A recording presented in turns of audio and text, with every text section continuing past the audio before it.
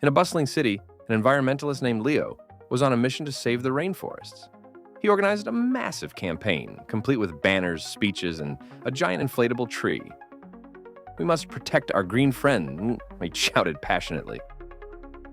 One day, Leo decided to take his campaign to the next level.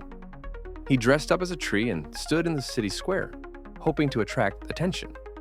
A curious passerby asked, "Why are you dressed like that?" Leo replied, "I'm branching out." The passerby chuckled. "Well, I hope you don't leave us hanging."